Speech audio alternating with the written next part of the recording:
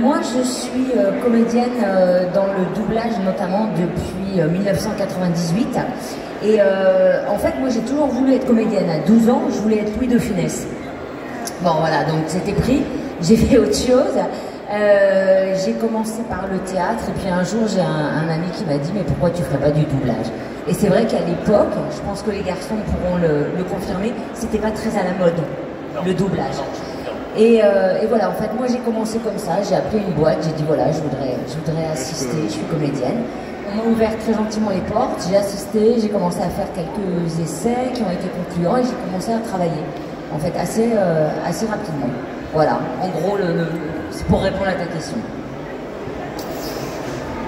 Bien bonjour, moi c'est Adrien Antoine, voilà, donc je suis comédien également, dans le doublage aussi. Depuis assez longtemps, j'ai commencé jeune, à l'âge de 9 ans, complètement par hasard. J'ai eu cette chance de commencer tôt. Je double, alors les personnages en général dont on me parle, ça va être Batman, récemment Thor, The Witcher, Superman également, parce que je double Henry Cavill. Avatar aussi, Jack Sully dans Avatar, Archer, quelques personnages comme ça que j'ai eu la chance d'interpréter. Et voilà, je vais arrêter là parce que ça va. Voilà, je crois que je peux arrêter là. Bonjour, vous m'entendez là? Je t'entends pas très bien. Oui, tu t'entends très bien. Même moi je t'entends pas. Peut-être le micro en attendant. Ouais, ça va faire un larcin. Ça valait le coup de m'équiper avec... pour me retrouver avec un micro normal. Allô? Oui? C'est bon? Non. Je vais garder le micro alors. Hein. Alors, bonjour, moi je m'appelle Emmanuel Curtil. Pour ceux qui ne me connaissent pas, j'ai commencé très tôt dans ce métier, j'ai commencé à l'âge de 10 ans. Donc il y a maintenant 43 ans. C'est j'ai mes 40 années, mes 40 années de métier, je peux prendre ma retraite. J'ai commencé par le doublage, j'ai commencé par des tournages, donc je tournais, j'étais enfant comédien à l'image, et puis ensuite j'ai été amené à me post-synchroniser dans des films que j'avais tournés, parce que quand on tourne des scènes, parfois le son n'est pas de bonne qualité, donc on est obligé de tout refaire, les dialogues, le bruitage, etc. Et puis à cette occasion, j'ai rencontré des gens qui faisaient du doublage et qui m'ont proposé d'en faire, et donc de doubler des acteurs pour le coup étrangers.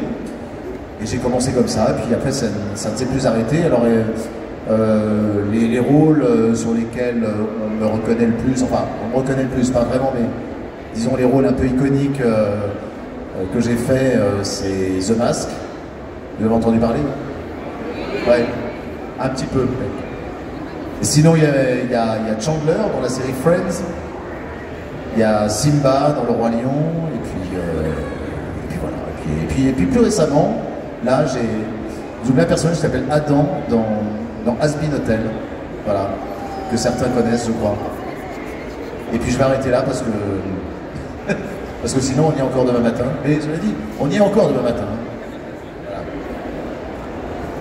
Merci à vous trois. Je propose donc qu'on passe aux questions du public. Qui a une première question?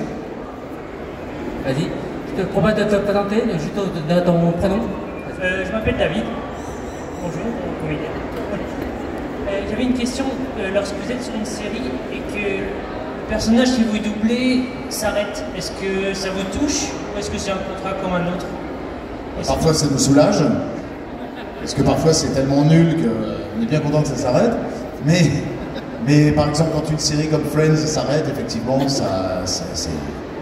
c'est triste, quoi, parce qu'on s'attache à nos personnages, même s'il nous arrive quand même de retrouver les comédiens sur d'autres projets. Voilà, notamment Matthew Perry, j'ai arrêté de doubler sur Friends. J'ai arrêté à la saison 8 d'ailleurs, parce que la saison 9 et 10, je ne les ai pas faites. Mais après, j'ai eu la chance de le retrouver sur d'autres séries. Et puis voilà, puis d'autres comédiens. Hein, voilà. Et puis il y a des comédiens, on est content de ne pas les retrouver. Non, on ne le dira pas, on ne le dira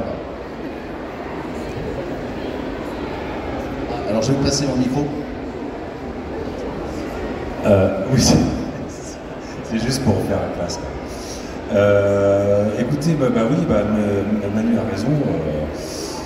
En fait, c'est vrai qu'il peut arriver quand même qu'on suive un personnage sur une série durant plusieurs années, 10 ans, parfois 20 ans. Il y a une série que je fais depuis plus de 20 ans qui s'appelle NCIS, donc pas une grande série peut-être, mais enfin un personnage auquel je me suis beaucoup attaché, et c'est encore en cours, et je redoute la fin de cette série, parce que ça aurait été une série qui m'a accompagné pendant 20 ans, donc on peut s'attacher quand même parfois aux acteurs, et puis aux personnages qu'on double, et au salaire aussi, comme dirait. Non, mais vraiment, il peut y avoir quand même une dimension affective dans tout ça, quand même. Effectivement, et ça peut être... moi, je suis quelqu'un de nature assez nostalgique, donc il m'arrive d'être un peu triste quand une série s'arrête. Ou content aussi. T'as raison. On sait bien, en tout cas, parfois on est triste. Moi, je suis assez d'accord avec vous deux. J'ai accompagné Angela dans Bones pendant 12 saisons. Et c'est vrai que quand ça s'est arrêté, on était tous assez tristes sur la série, parce qu'en plus, il y avait une très belle ambiance. Donc on était un peu triste de se dire qu'on n'allait plus continuer à enregistrer ensemble. Et voilà, c'est vrai que de quitter Angela, ben voilà. Après, il serait question d'un retour de Bones, donc à suivre. Voilà.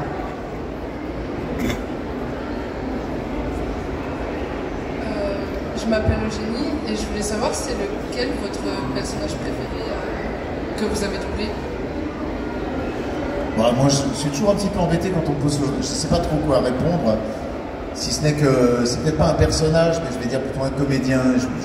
Parmi tous les comédiens que j'ai eu la chance de doubler, parce que j'ai quand même été assez gâté, je dirais Jim Carrey, parce que même si Matthew Perry est un immense comédien, Sacha Baron Cohen, enfin Mike Myers, Ben Stiller aussi, que j'ai eu la chance de doubler aussi quelques fois.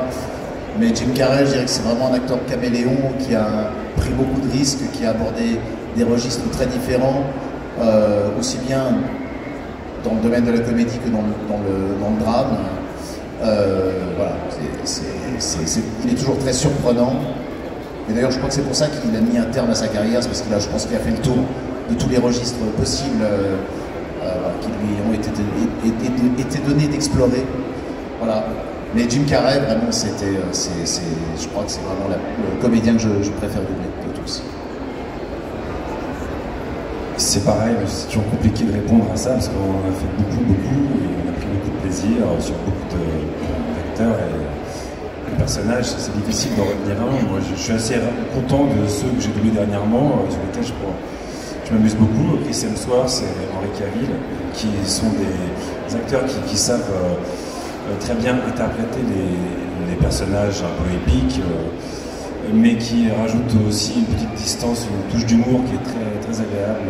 Donc voilà, je dirais que je ne pourrais pas en citer un, moi, mais voilà. En tout cas, dernièrement, je suis assez content de ce que j'ai eu la chance de faire, voilà, avec ces deux acteurs notamment.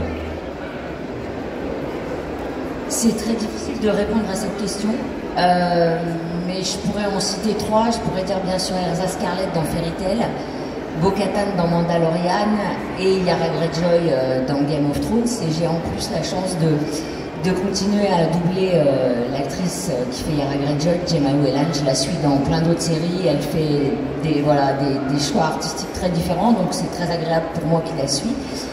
Et puis j'ai envie de citer ma copine Pascale Chemin, que vous devez connaître, qui dit mon rôle préféré c'est le prochain.